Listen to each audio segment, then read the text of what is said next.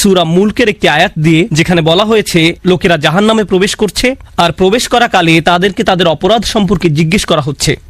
তখন তারা উত্তরে বলবে, ওয়াকালু লাউ কুন্না নাসমাউ আও নাকিল মা কুন্না ফি আসহাবিস সাঈর, বিখ্যাত একটি আয়াত। এবং তারা বলবে, যদি আমরা শুনতাম। চলুন এখানে একটু থামি। এখানে কি শোনার কথা বলা হচ্ছে? যদি কোরআন শুনতাম, যদি ইসলামের বার্তা শুনতাম, যদি উপদেশগুলো শুনতাম, যদি কোরআন শুনতাম। এই অংশটি সবাই বুঝে, কিন্তু এরপরের আয়াতে ওয়া নাকিলু বলা হয়নি, বলা হয়েছে আও নাকিলু, লাউ কুন্না নাসমাউ আও নাকিলু। আর আরবিতে আও অর্থ অথবা, যদি আমরা শুনতাম অথবা বিবেক বুদ্ধি প্রয়োগ করতাম, অর্থাৎ যদি শুনতাম অথবা অন্তত পক্ষে চিন্তা ভাবনা করতাম। কথাগুলো এভাবে উপস্থাপনার পেছনে শক্তিশালী উদ্দেশ্য রয়েছে। একদিকে মুসলমানরা কিছু শুনলে সেখান থেকে কিছু শেখার চেষ্টা করবে। আমরা খুতবা শুনি, রিমাইন্ডার শুনি, লেকচার শুনি, কিছু পড়লেও আমরা ওইখান থেকে শিখি। এগুলো থেকে আমরা উপদেশ গ্রহণ করে থাকি এবং হতে পারে এগুলোর আলোকে নিজের ভালোর জন্য নিজের মাঝে পরিবর্তন আনি। অন্তত পক্ষে প্রত্যেকের মাঝে পরিবর্তনের চেষ্টা থাকা উচিত। এই মানুষগুলোর আজ এই পরিণতির অন্যতম একটা কারণ হলো, ভালো ভালো উপদেশ শোনার পরেও তারা নিজেদের পরিবর্তন করেনি। তারা শুনতে অস্বীকার করলো। মানে শ্রবণ করার দুইটা দিক রয়েছে, একদিকে কিছু কথা কানে প্রবেশ করা আর অন্যদিকে সে কথাগুলো নিজের জীবনে প্রয়োগ করা। আরবি ভাষার ক্ষেত্রে এই কথা যেমন সত্য, তেমনি ইংরেজি ভাষার ক্ষেত্রেও সত্য। যেমন যখন একজন বলেন, আমি তাকে উপদেশ দেওয়ার চেষ্টা করেছি কিন্তু সে শোনেনি, এর অর্থ এটা নয় যে সে আমার কথা শুনতে পায়নি, বরং এর অর্থ হলো সে আমার কথা অনুযায়ী কাজ করেনি। তাহলে দেখা যাচ্ছে শ্রবণ করার মাঝে এই দুইটি দিক রয়েছে। কিন্তু পরের কথাটির উপর আজ আমি জোর দিতে চাই, অথবা যদি আমরা চিন্তা ভাবনা করতাম, যদি আমরা নিজেদের বিবেক বুদ্ধি প্রয়োগ করতাম। এই আয়াতের বাহিরে আরো বহু আয়াতে আমাদের বলেছেন একজন মুসলিমের নিয়মিত চিন্তা করা উচিত। এমনকি যখন সে কোনো শায়েকের কাছ থেকে কিছু না শুনে নিভৃতে বসে থাকে, তখনও তার চিন্তা করা উচিত। আমরা সর্বদা চিন্তাশীল মানুষ। তো যে বিষয়গুলো আমাদের চিন্তাশীল বানায় তা হলো আয়াত। আল্লাহর নিদর্শনগুলোর উদ্দেশ্য হলো লাআল্লাহুম ইয়াতাফাক্কারুন লিকওমি ইয়াকিলুন লাআল্লাকুম তাকিলুন লিয়াদাব্বারু লিআয়াতি, যাতে তারা এর আয়াতসমূহ নিয়ে গভীরভাবে চিন্তা করে। আর আয়াত বলতে শুধু কোরআনের আয়াত বোঝানো হচ্ছে না, চারপাশে আল্লাহর যে বিস্ময়কর সৃষ্টি রয়েছে তাও বোঝানো হচ্ছে। যখন বাহিরে গিয়ে আকাশের দিকে তাকান, তখন আপনার এটা নিয়ে চিন্তা করা উচিত। আমরা যখন বাহিরে কোনো গাছের দিকে তাকাই, তখনও আমাদের চিন্তা করা উচিত। মুসলিমদের তো এটাই করার কথা। সবাই যা দেখে আমরা তো তা নিয়ে ভিন্নভাবে চিন্তা করি। তারাও দেখে আর আমরাও দেখি, কিন্তু আমরা যখন দেখি আমরা এর সাথে অন্য কিছুও পর্যবেক্ষণ করি, আমরা চিন্তা করার সুযোগ দেখি। তো আজকের খুতবাহ এমন একটি বিষয় নিয়ে যা অনেকটা উপেক্ষিত। আল্লাহ আয্যা ওয়া জাল্লা চান আমরা যেন এই সম্পর্কে চিন্তা করি। তিনি চান আমরা যেন ব্যাপারটা গভীরভাবে ভেবে দেখি। এভাবে দুটি বিষয়ের মাঝে পার্থক্য তৈরি হয়, যখন আমরা ভাষা কোরআন অধ্যয়ন করি এবং সামনে এগিয়ে যাই, অথবা আমরা থামি এবং আল্লাহ সুবহানাহু ওয়া তাআলা কি বলছেন তা নিয়ে গভীরভাবে ভেবে দেখি। তিনি এই অসাধারণ আয়াতে বলেন, ওয়া আওহা রাব্বুকা ইলান নাহলি, আল্লাহ ওহী অবতীর্ণ করেন, আপনার রব ওহী অবতীর্ণ করেন। যখন বলেন আওহা রাব্বুকা, কোরআন যেহেতু রাসূলুল্লাহ সাল্লাল্লাহু আলাইহি সাল্লামের নিকট অবতীর্ণ কালাম, যখন বলা হয় আপনার রব অবতীর্ণ করেছেন, রাসূলুল্লাহ সাল্লাল্লাহু আলাইহি সাল্লাম যখন এই কথা শুনছেন, তিনি হয়তো ভাবছেন আমার রব আমার প্রতি কোরআন নাজিল করেছেন। কিন্তু এই আয়াতে আল্লাহ বলছেন, আমি আপনার নিকট অবতীর্ণ হওয়া ওহী সম্পর্কে কথা বলছি না, আমি মৌমাছির নিকট অবতীর্ণ হওয়া ওহী সম্পর্কে কথা বলছি।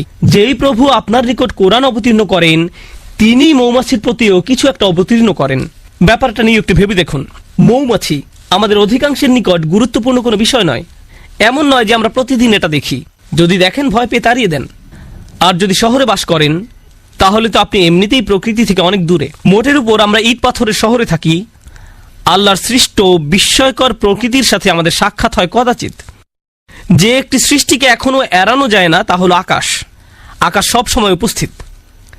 যারা ব্যস্ত শহরে বাস করেন তাদের এমনকি উপরের দিকে তাকানোরও সময় থাকে না। তারা আশেপাশে তাকান, বাসে যাতায়াত করেন, তারা এমনকি আকাশও দেখেন না। তাহলে আমরা কি নিয়ে ভাববো? আমরা এমনকি নিজেদের জন্য চিন্তা করার সময় পাই না, বা আল্লাহ আমাদের যা নিয়ে চিন্তা করতে বলেন তা নিয়েও ভাববার সময় পাই না। তো এই খুতবাতে আমি আপনাদের এমন জিনিস নিয়ে চিন্তা করতে বলবো যা আমরা সম্পূর্ণরূপে উপেক্ষা করি। একটি মৌমাছি, বিশেষ করে আল্লাহ আয্যা ওয়া জাল্লা তার রাসূল সাল্লাল্লাহু আলাইহি সাল্লামকে বলেন, এমন এক ধরনের ওহী আছে যা আমি আপনার নিকট অবতীর্ণ করিনি, করেছি মৌমাছির প্রতি। সুবহানাল্লাহ। আমাদেরকে মৌমাছি নিয়ে চিন্তা করতে হবে, কারণ কোরআনে আল্লাহ যা কিছু বলেছেন সবকিছু আমাদের হেদায়েতের জন্য। তাই একজন বিশ্বাসী হিসেবে এই ক্ষুদ্র সৃষ্টির প্রতি আমাদের এখন অন্যরকম একটা শ্রদ্ধা তৈরি হয়েছে, কারণ আল্লাহ বর্ণনা করেছেন এই ক্ষুদ্র সৃষ্টি আল্লাহর ওহী গ্রহণ করে থাকে। আল্লাহ এমন কথা গরু সম্পর্কে বলেননি, তিনি এমন কথা উট সম্পর্কেও বলেননি, তিনি পাখি সম্বন্ধে এমনটি বলেননি। ওই প্রাণীগুলোর কথাও তিনি উল্লেখ করেছেন। তিনি বহু প্রাণীর নাম উল্লেখ করেছেন কোরআনে। অন্য অনেক সৃষ্টির কথা কোরআনে এসেছে, কিন্তু ওহির ব্যাপারটি যা আমাদের মনোযোগকে বিশেষভাবে আকর্ষণ করেন, এই সৃষ্টির মাঝে বিশেষ কিছু রয়েছে যার দরুন আল্লাহ আমাদেরকে এর প্রতি মনোযোগ দিতে বলেছেন। আর এটা একটা ভাবনার বিষয়। প্রকৃতপক্ষে যদিও এটা আজকের খুতবার বিষয় নয়, ব্যক্তিগতভাবে কয়েক মাস পূর্বে যখন আমি এই আয়াত নিয়ে গবেষণা করছিলাম, আমি মৌমাছির উপর নির্মিত 5-6টা ডকুমেন্টারি দেখেছিলাম। কারণ আল্লাহ চান আমরা যেন এই জীবটাকে কদর করি। আল্লাহ একে ওহী দিচ্ছেন, তাই এই প্রাণীটি যাই করুক না কেন তার সাথে ওহির একটা সম্পর্ক আছে। এটি ওহির দ্বারা অনুপ্রাণিত হয়ে কাজ করে। আমি মৌমাছি সম্পর্কে বেশি কিছু জানতাম না, তাই আমাকে এই বিষয়ে অধ্যয়ন করতে হয়েছিল। আমি এই অধ্যয়নকে ইসলামী অধ্যয়ন মনে করি। ডকুমেন্টারি দেখে দেখে মৌমাছির জীবন প্রণালী শেখা এবং নোট করা আমার জন্য এটা আল্লাহর দ্বীন অধ্যয়ন করার নামান্তর। কারণ এই বিষয়টা নিয়ে আল্লাহ আমাদেরকে চিন্তা করতে বলেন। আল্লাহর এই কিতাব থেকে জ্ঞান এবং প্রজ্ঞা অর্জন করতে হলে আমাদের দৃষ্টিভঙ্গির প্রসারতা থাকা জরুরি। যাই হোক, এই আয়াতে আল্লাহ বলেন আনিত্তাখিযি মিনাল জিবালি বুয়ুতা। আল্লাহ মৌমাছির প্রতি ওহী নাজিল করেন। ইত্তাখিযি এর অর্থ সরাসরি আদেশ। ইত্তাখিযি এখানে প্রত্যাশিত ভাষা হওয়ার কথা ছিল আনতাত্তাখিযা মিনাল জিবালি বুয়ুতান, পাহাড়ে। এর বাসা নির্মাণ করা উচিত পাহাড়ে। ওয়া মিনাশ শাজারি এবং গাছে। ওয়া মিম্মা ইয়ারিশুন এবং তারা যে গৃহ নির্মাণ করে তাতে। অর্থাৎ মৌচাষীরা এর জন্য যে খাঁচা নির্মাণ করে, যে গৃহ নির্মাণ করে তাতে। তাহলে মানুষ তাদের জন্য যে খাঁচা তৈরি করে তাতেও এরা বাসা তৈরি করতে পারে। এখন আমরা এই আয়াত থেকে যা শিখি, প্রথমত আল্লাহ বিশেষভাবে উল্লেখ করলেন তিনি মৌমাছিকে সরাসরি আদেশ দিয়ে থাকেন। ইত্তাখিযি ব্যাকরণের দিক থেকে ফেলে আমরের মধ্যম পুরুষে ব্যবহৃত হয়েছে। আল্লাহ সরাসরি মৌমাছির সাথে যোগাযোগ করে বলছেন তার কোথায় বাসা বানানো উচিত। এই আদেশের আরেকটি অসাধারণ উপকার হলো, যদি কখনো মধু বা মধু উপজাত কোনো দ্রব্য খেয়ে থাকেন, পৃথিবীতে যার বিশাল বাজার রয়েছে, প্রকৃতপক্ষে এটা শুধু মধু নয়, অধিকাংশ খামার, উদাহরণস্বরূপ ক্যালিফোর্নিয়াতে রয়েছে পৃথিবীর সবচেয়ে বড় কাঠবাদামের খামার। পৃথিবীর 90% কাঠবাদাম আসে সেখান থেকে। আর এর সবটা আসে মূলত মৌমাছির সাহায্যে, যারা বিভিন্ন রকম কাঠবাদামের গাছ থেকে ফুলের রেণু সংগ্রহ করে এবং পরাগায়নে সাহায্য করে, এবং এজন্য কৃষকরা সেখানে মৌ চাষ করে। এখন আল্লাহর প্রতি ওহী নাজিল করে বলেন তুমি বাসা বানাতে পারো পাহাড়ে, বাসা বানাতে পারো গাছে। যদি আল্লাহ না বলতেন ওয়া মিম্মা ইয়ারিশুন, তাহলে আপনারা মৌমাছির বাসা পেতেন শুধুমাত্র পাহাড়ে এবং গাছে। আমরা কখনোই মৌ চাষ করতে পারতাম না। কিন্তু তিনি বলেছেন ওয়া মিম্মা ইয়ারিশুন, যেন আমি আর আপনি মধু খাওয়ার স্বাদ উপভোগ করতে পারি। কারণ আল্লাহ একে অনুমতি দিয়েছেন মানুষের তৈরিকৃত বাসায় মৌচাক নির্মাণের জন্য, যেন আমরা এর চাষ করতে পারি। ব্যাপারটা নিয়ে একবার ভেবে দেখুন। এই ভাবনা আমাদেরকে এই সত্য অনুধাবন করতে সাহায্য করে যে আল্লাহর সৃষ্টি জগৎ থেকে যত কিছু আমরা উপভোগ করতে পারছি, এর কারণ আল্লাহ এদেরকে সরাসরি আদেশ করেছেন আমাদের সেবা করার জন্য। এই ক্ষেত্রে মৌমাছিকে আদেশ করা হয়েছে আমাদের সেবা করার জন্য। তাই যখন মানুষ মৌ বক্স নির্মাণ করে, তুমি তাকে নিজের বাসা হিসেবে গ্রহণ করে নাও। কিন্তু আজ আসলে যে বিষয়টা নিয়ে কথা বলতে চাই তা হলো এই ক্ষুদ্র সৃষ্টি থেকে কিছু পথ নির্দেশনা। শুধু এই সৃষ্টির কদর করা নয়, বরং কিছু হেদায়েত। আর আমি এমন কিছু শিক্ষা এর কাছ থেকে পেয়েছি যা আমাকে সম্পূর্ণ হতবুদ্ধি করে দিয়েছে। আমি রাসূলুল্লাহ সাল্লাল্লাহু আলাইহি সাল্লামের একটি হাদিস পেয়েছি, ওয়াল্লাযী নাফসি বিয়াদিহি, আমি সেই সত্তার শপথ করে বলছি যার হাতে আমার প্রাণ। আল্লাহ রাসূল সাল্লাল্লাহু আলাইহি সাল্লাম কোনো শপথ করা ছাড়াই যা ইচ্ছা বলতে পারতেন, কিন্তু তিনি সর্বপ্রথম আল্লাহর নামে শপথ করেছেন। কারণ তিনি এখন যা বলতে যাচ্ছেন নিশ্চয়ই তা আশ্চর্যজনক কোনো বিষয়। তিনি বলেন ইন্না মাসালাল মুমিন কামাসালিল নাহলা, ঠিক মৌমাছির মতো। মুমিনের উদাহরণ হলো ঠিক মৌমাছির মতো। আমি বসে থেকে ভাবলাম সুবহানাল্লাহ, আল্লাহ প্রথমে আমাদের বলছেন তিনি মৌমাছির প্রতি ওহী প্রেরণ করেন, আর এখন রাসূলুল্লাহ সাল্লাল্লাহু আলাইহি সাল্লাম বলছেন তুমি যদি মুমিন হতে চাও তাহলে ঠিক মৌমাছির মতো হও। মৌমাছির মতো হলে কি হবে, আর কিভাবে মৌমাছির মতো হব? মৌমাছি আমাকে আমার ঈমান সম্পর্কে কি শেখাবে? কিভাবে একজন বিশ্বাসীর মতো বাঁচতে হবে এ ব্যাপারে মৌমাছি কি শেখাবে? ব্যাপারটা এতই সিরিয়াস যে আল্লাহ রাসূল সাল্লাল্লাহু আলাইহি সাল্লাম প্রথমে আল্লাহর নামে শপথ করেছেন, তারপর এই কথা বলেছেন। তো তিনি আমাদের কিছু কথা বললেন যার প্রতি আমাদের মনোযোগ দেওয়া প্রয়োজন। কিন্তু আমি চাই রাসূলুল্লাহ সাল্লাল্লাহু আলাইহি সাল্লাম কি বলেছেন আপনারা তার প্রতি মনোযোগ প্রদান করুন। তিনি বলেন আকালাত তাইয়িবান, এটি ভালো জিনিস খায়, এটি ভালো এবং খাঁটি জিনিস খায়। মৌমাছি উত্তম ফুলের নিকট যায়, এটি এমন কোন ফুলের নিকট থেকে নেয় না যেটি অপরিপক্ক, নষ্ট এটি এমন কোনো ফুলের নিকটও যায় না, গন্ধ শুকে এটি বুঝে ফেলে অন্য মৌমাছি ইতোমধ্যে এই ফুলের কাছ থেকে নিয়ে গেছে। এটি নতুন, পরিষ্কার, খাঁটি একটি ফুলের নিকট যায়। এটি শুধু সেই ধরনের ফুলের নিকট যায়। আমাদের ঈমানের প্রথম যে ব্যাপারটি এখানে হাইলাইট করা হয়েছে তা হলো যে রিজিকের আমরা সন্ধানে বেরিয়ে পড়ি। শুধু যে খাদ্য আহার করি তাই নয়, বরং যে রিজিকের পিছনে ছুটি, যে চাকরি আপনি পাবেন, যে ব্যবসা আপনি শুরু করবেন, যে টাকা আপনি কামাবেন এবং যে খাদ্য আপনি আহার করবেন, সব কিছুতে খাঁটি জিনিসের সন্ধান করুন। এমন জিনিসের অনুসন্ধান করুন যা খাঁটি, যা পবিত্র, সর্বোত্তম জিনিসের খোঁজ করুন।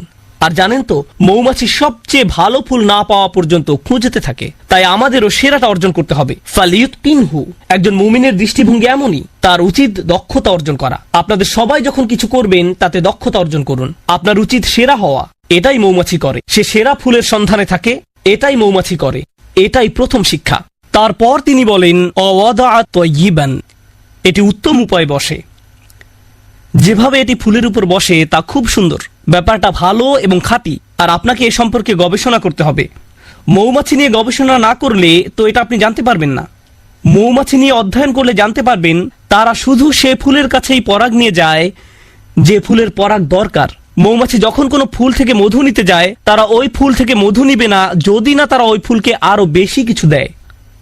তারা একে জীবন দিবে, পরাগ দিবে। আমাদের সবার জীবনে বিভিন্ন রকম সম্পর্ক রয়েছে, ঠিক যেমন মৌমাছির ফুলের সাথে সম্পর্ক আমাদের প্রত্যেকের সম্পর্ক রয়েছে। আপনার আমার প্রতিটি সম্পর্কের ক্ষেত্রে আপনি কিছু নেন এবং কিছু দিয়ে থাকেন। আপনার বিবাহের ক্ষেত্রে আপনি কিছু দিয়ে থাকেন এবং কিছু নিয়ে থাকেন। যখন আপনি পিতা বা মাতা হন, যখন আপনি একজন শিক্ষক, তখন আপনি কিছু দিয়ে থাকেন এবং কিছু নিয়ে থাকেন। যখন আপনি কারো চাকরি করেন বা মালিক পক্ষের হয়ে থাকেন, তখনও কিছু নিয়ে থাকেন এবং কিছু দিয়ে থাকেন। কিন্তু মৌমাছি যা কিছু নেয় তার চেয়ে অনেক বেশি দিয়ে থাকে। এটি নেওয়ার চেয়ে দেয় অনেক বেশি। আর যা প্রদান করে তা গ্রহীতার জীবনকে উন্নত করে। আর যা নিয়ে যায় তা গ্রহীতার কোনো ক্ষতি করে না। এটি ফুল থেকে যা নেয় তা ফুলের কোনো ক্ষতি করে না। ওয়াদাআত তাইয়িবান, এটি ফুলের উপর পা গুলো রাখে খুব সুন্দর করে। প্রসঙ্গত, ফুলের খুব কোমল জায়গায় মৌমাছিকে বসতে হয়। ফুলের তুলনায় মৌমাছি ভারী একটা জীব। যদি সে তার সম্পূর্ণ ওজন ফুলের ওই কোমল জায়গায় রাখে তাহলে এটি ভেঙে যেতে পারে। তাই এটি ভাসতে থাকে, পুরো ওজন ফুলের উপর রাখে না। এটি পাখাগুলোকে ঝাপটাতে থাকে যেন সম্পূর্ণ ওজন ফুলের উপর না রাখতে হয়। আমরা এখান থেকে কি শিখছি? আপনার একটি সম্পর্ক আছে, কিন্তু আপনি শুধু দাবি করতে থাকেন, চাইতে থাকেন। তারপর এক সময় আপনার প্রিয় বন্ধু, আপনার কর্মচারী, আপনার স্বামী বা স্ত্রী, তাদের ধৈর্যের বাঁধ ভেঙে যায়। আপনার কিছু জিনিস দরকার, হ্যাঁ আমি একমত, কিন্তু অতিরিক্ত নিতে যাবেন না। তাদেরকে এমন চাপে ফেলবেন না যে তারা ভেঙে পড়বে। আর যদি কিছু চান তাহলে বেশি করে প্রদান করুন। তার জন্য কিছু নিয়ে আসুন, তারপর দাবি করুন। আর যখন চাইবেন কম করে চান, জাস্ট যতটুকু দরকার, যতটুকু প্রয়োজন।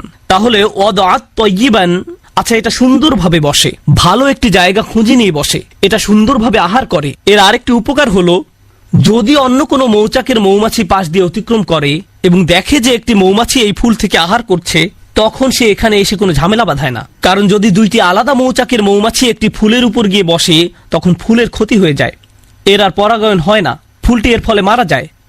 তাই মৌমাছি ব্যাপারটা বুঝতে পারে। সে জানে যে এই ফুলের সাথে ওই মৌচাকের সম্পর্ক গড়ে উঠেছে, আমার আর এর কাছে যাওয়া উচিত নয়। এবং গন্ধ শুঁকে বুঝতে পারে।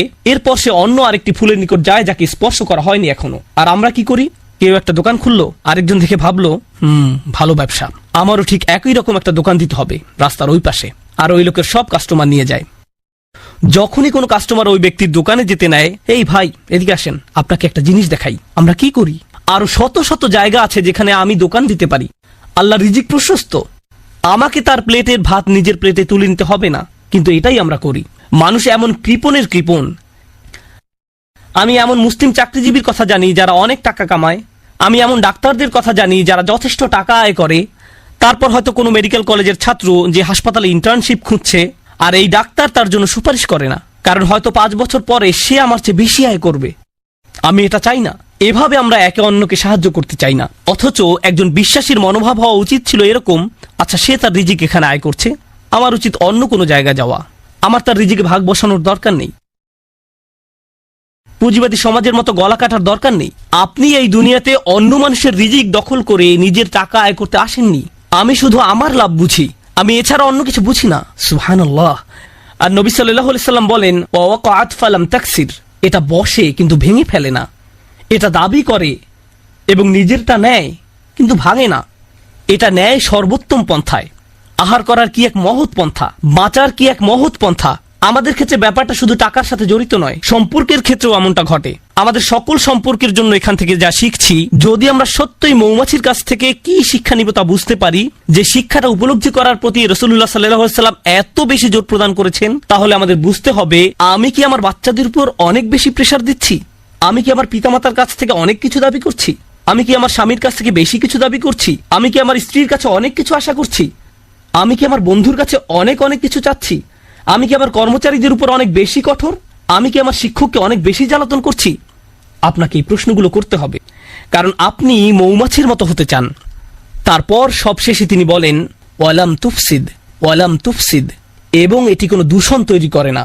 মৌমাছিদের একটি উল্লেখযোগ্য ব্যাপার হলো, যে ফুলের কাছে তারা মধু আহরণ করতে যায় তা নিজেদের বাসা থেকে অনেক দূরে, সুতরাং তারা অনেক দূর পথ ভ্রমণ করে, কখনো কখনো তা কয়েক মাইলও হয়ে থাকে।